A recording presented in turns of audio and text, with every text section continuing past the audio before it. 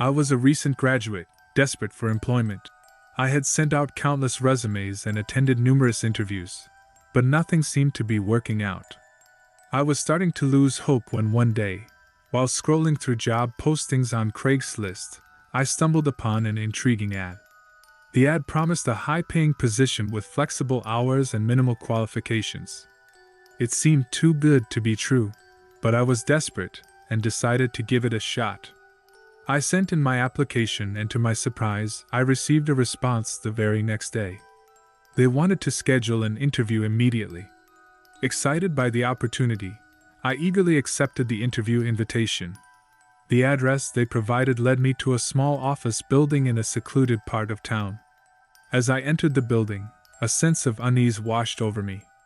The reception area was dimly lit, and the air felt heavy with an eerie silence. I was greeted by a middle-aged man with a cold smile. He introduced himself as Mr. Smith, the manager of the company. His eyes seemed to pierce through me, and his voice had an unsettling tone. Nevertheless, I brushed off my concerns and followed him to his office. During the interview, Mr. Smith asked me a few basic questions about my qualifications and experience. However, he seemed more interested in my willingness to follow instructions and keep secrets.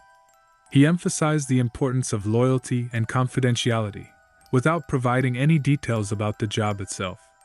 Despite the strange interview, I was offered the position on the spot. The salary they offered was too tempting to resist, and I desperately needed the money. Ignoring my instincts, I accepted the job without knowing what I was getting myself into.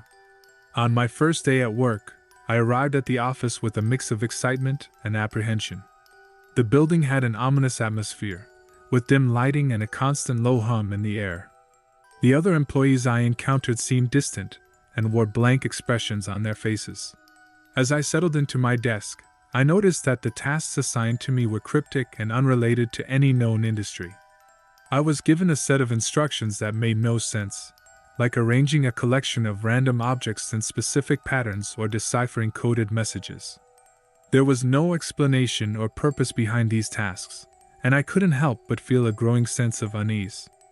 During lunch breaks, I tried to strike up conversations with my coworkers, hoping to find some clarity or reassurance. But they all seemed to be living in a different world, speaking in hushed tones and avoiding eye contact. It was as if they were bound by some unspoken rule, unable to reveal the truth behind this strange work environment. Days turned into weeks, and the bizarre tasks continued. I found myself growing more isolated and paranoid with each passing day.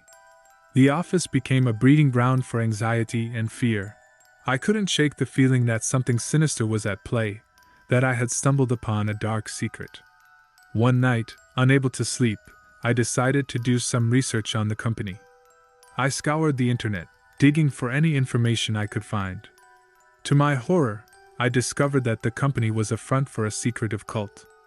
They lured desperate individuals like me with promises of employment, only to indoctrinate them into their twisted beliefs.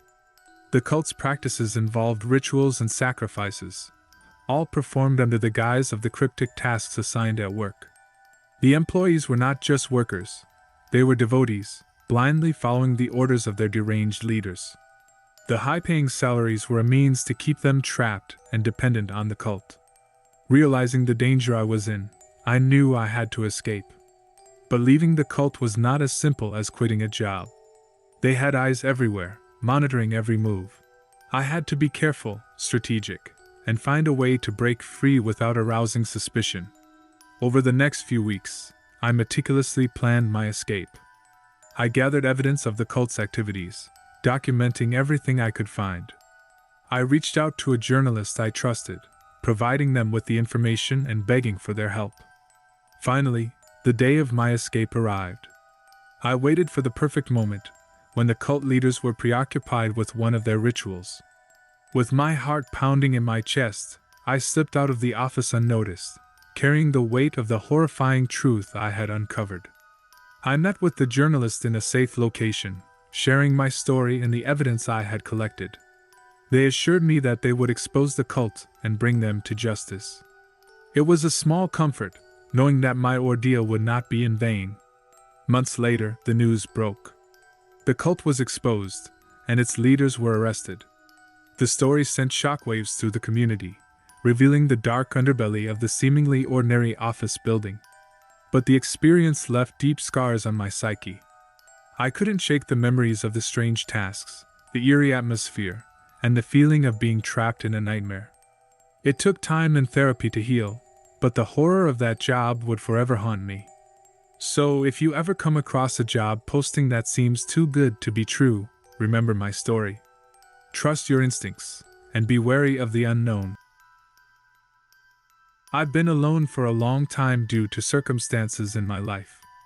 It had been months since I had any meaningful human interaction, and the emptiness was starting to take its toll on me. Desperate for companionship, I decided to take a chance and place a personal ad on Craigslist, hoping to find someone who could fill the void in my life. A few days later, I received a response to my ad. The email was short and simple, but it piqued my interest. The sender introduced himself as John, a recent arrival in town who was also looking for a friend. He seemed genuine and eager to meet, so we exchanged a few more messages and agreed to meet at a local cafe. On the day of our meeting, I arrived at the cafe a few minutes early, my heart pounding with a mix of excitement and nervousness. I scanned the room, looking for someone who matched the description John had given me.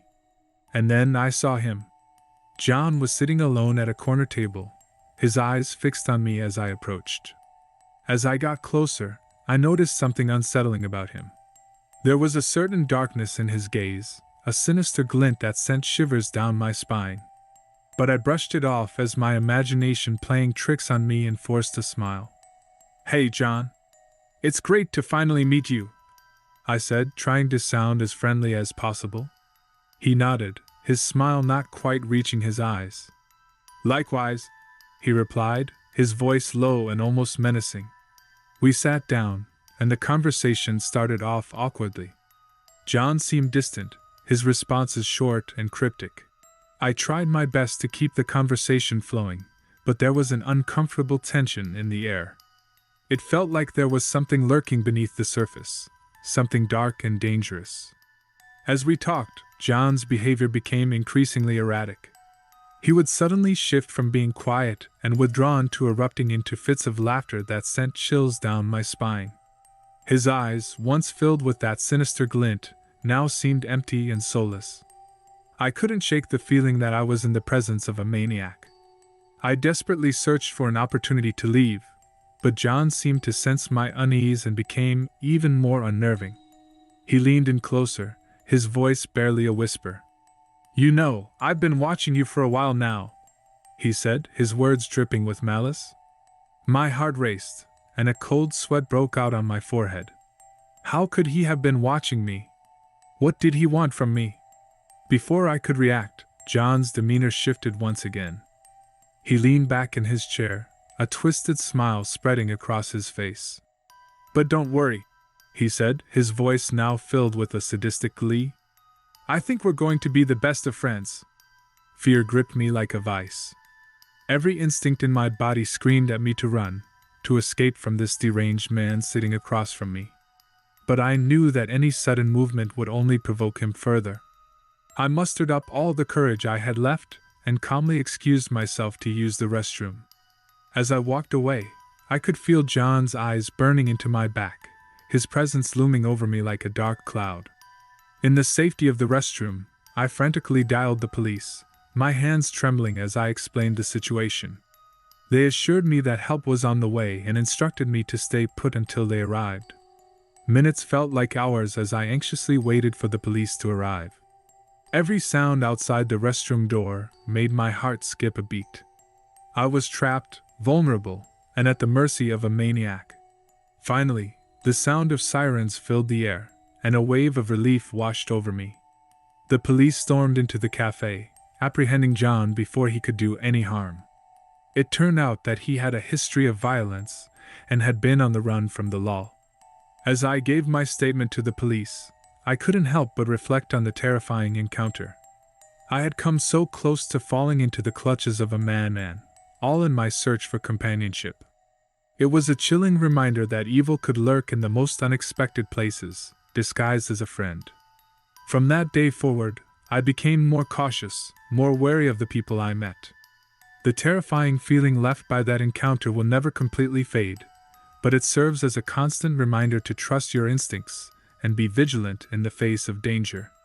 So, to anyone out there seeking companionship, be careful. Be cautious. And always listen to that nagging feeling in the pit of your stomach. You never know who might be lurking behind a friendly smile, waiting to reveal their true, sinister nature. I beg you all to never buy a vehicle from Craigslist. I bought a 1997 Honda Accord from a small, desolate house in my city. The guy who offered the car looked like a Class A druggie and was bald. As I was driving back home in the new car, I could already sense something had gone wrong. The rear view mirror looked a little off, as it was shifted a little to the right, and my seat was wobbly. Every time I hit a little bump in the road, the seat would basically jump, but would sink back into place with a crunch. At the time I just shrugged it off as old car problems, because this car was as ancient as the pyramids. But something unexplainable was the odor of the car. It was a gut-wrenching, noisome smell. I decided to go to a car wash and clean this piece of junk car. I pulled into the parking lot of the car wash, and paid the man who was running the establishment to clean my car. As I was about to get out of the car, I heard a little whizzing sound. Not that of a bullet, but of a camera. I thought it was just one of the many security cameras this car wash has, which was odd, because who is going to steal a car wash? I went inside and waited for my car to be cleaned. I thought it would only take a couple of minutes to get the car cleaned, but when an hour had passed and I didn't have my car back, I began to get a little pissed.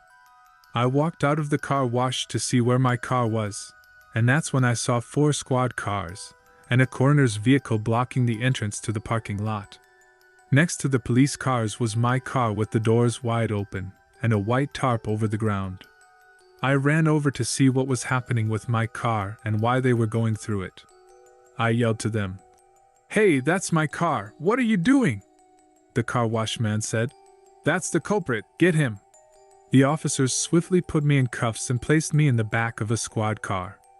I was read my Miranda rights and driven to the station. They walked me over to a cell and I had to sit in there for around 4 hours. I wasn't told what I did wrong, and started to think I actually did something.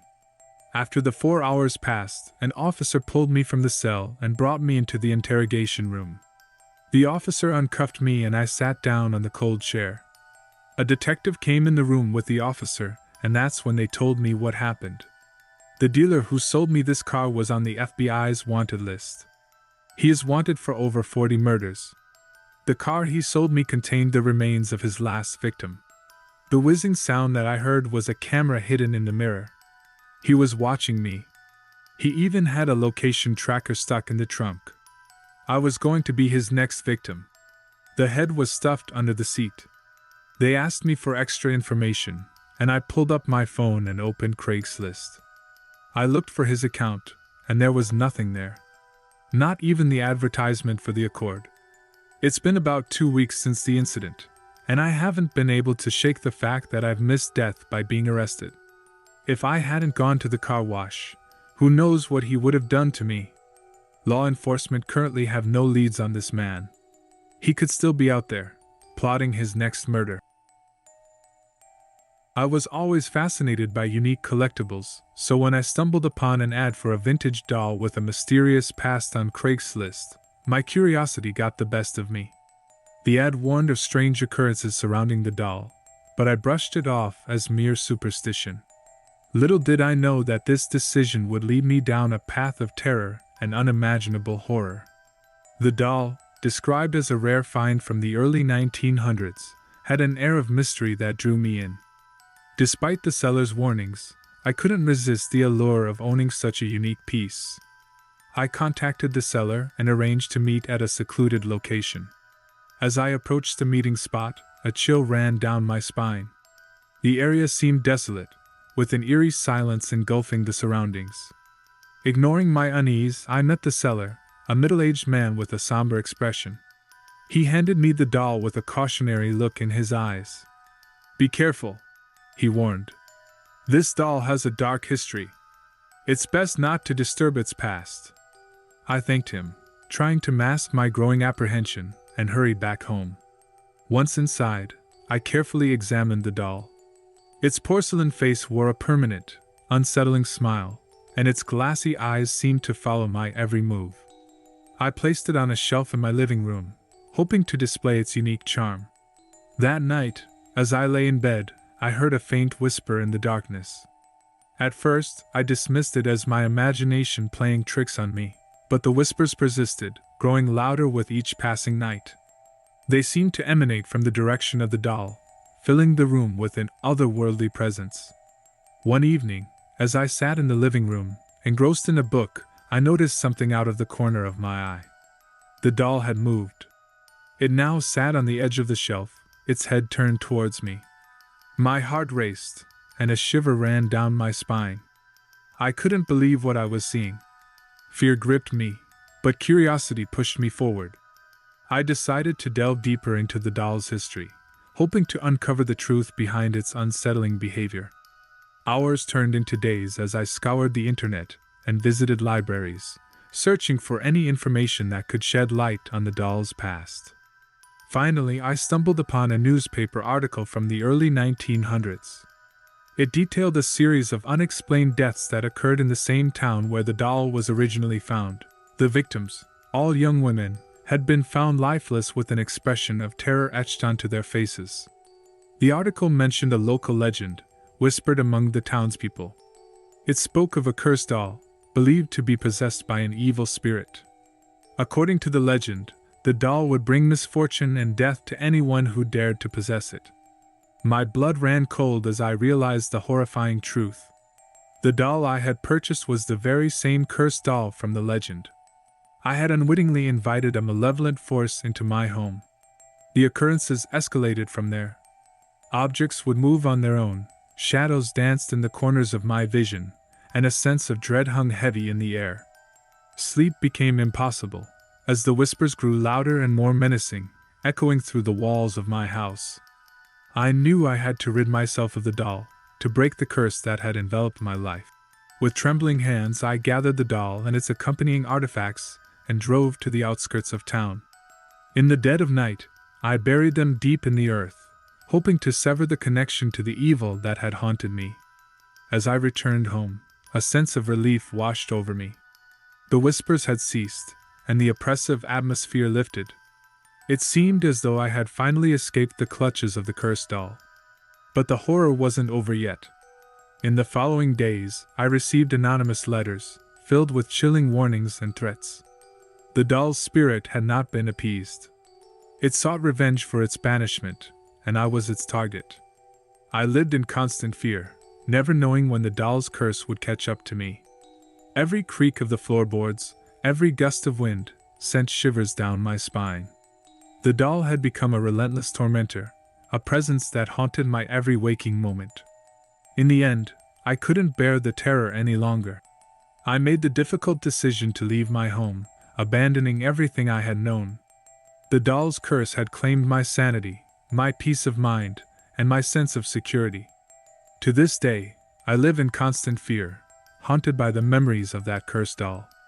I warn you, should you ever come across an ad for a vintage doll with a mysterious past, heed the warnings and resist the temptation. I woke up one morning with a knot in my stomach. The start of the new semester was just around the corner, and I still hadn't found a roommate. The cost of living alone in this city was astronomical, and I couldn't afford it on my own. Desperate, I turned to Craigslist, hoping to find a suitable roommate who could share the expenses. After scrolling through countless ads, I stumbled upon a listing that caught my attention. The post described a person named Alex, a friendly and responsible individual looking for a place to live. The ad seemed too good to be true, but I decided to reach out anyway. To my surprise, Alex responded promptly. We exchanged a few messages, and they seemed genuinely interested in becoming my roommate. We agreed to meet in person to discuss the details. When I met Alex, he appeared friendly and normal, just as his online persona had suggested.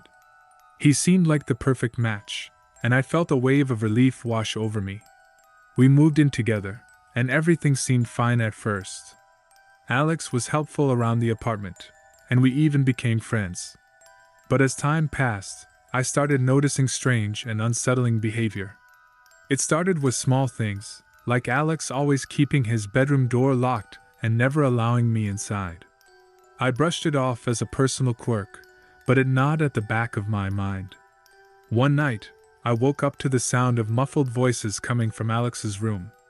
I strained my ears, trying to make out the words. It was a heated argument, and I could sense the anger in his voices. Fear gripped me as I wondered what could be going on behind that locked door. Days turned into weeks, and Alex's behavior grew increasingly bizarre. He would often disappear for hours, returning home with a strange glint in their eyes. I couldn't shake the feeling that something was terribly wrong. I started doing some research, trying to uncover any information about Alex's past. Late one night, as I delved deeper into my investigation, I stumbled upon a news article that sent shivers down my spine. The article detailed a series of unsolved disappearances in the city. The victims were all young women, just like me. The chilling part was the description of the suspected perpetrator. The details matched Alex perfectly. My heart raced as I confronted the terrifying possibility that my roommate could be a dangerous criminal. Panic set in, and I knew I had to find concrete evidence before it was too late. I started documenting every strange occurrence, taking pictures and recording conversations whenever possible. One evening, as I was going through the evidence I had gathered, I noticed a pattern. Alex always left the apartment at the same time every night, returning in the early hours of the morning. Determined to uncover the truth, I decided to follow him. I trailed Alex through the dark streets, my heart pounding in my chest. He led me to an abandoned warehouse on the outskirts of town. Cautiously, I approached the building, peering through a cracked window. What I saw inside made my blood run cold. There, in the dimly lit room, were rows of cages. Each cage contained a terrified young woman, their eyes filled with fear and desperation. Alex stood in the center of the room, wearing a twisted smile on their face. It was a scene straight out of a nightmare. I quickly retreated, my mind racing with fear and adrenaline. I knew I had to act fast. I contacted the police, providing them with all the evidence I had gathered. They launched an investigation, and within days, they apprehended Alex. The news of his arrest sent shockwaves through the city. The truth about my roommate, the seemingly perfect roommate, was exposed for all to see. The horrors that unfolded in that abandoned warehouse were beyond comprehension. The lives of innocent young women had been saved, all thanks to my determination to uncover the truth. But the experience left me scarred. The realization that evil can lurk behind a friendly smile haunted me. I couldn't trust anyone anymore, and the nightmares plagued my sleep. The darkness that I had witnessed had forever changed me. So, to anyone out there searching for a roommate, be cautious. The world is filled with hidden dangers, and sometimes the scariest monsters are the ones who walk among us, hiding behind a facade of normalcy. Trust your instincts, and never ignore the warning signs. Your life may depend on it.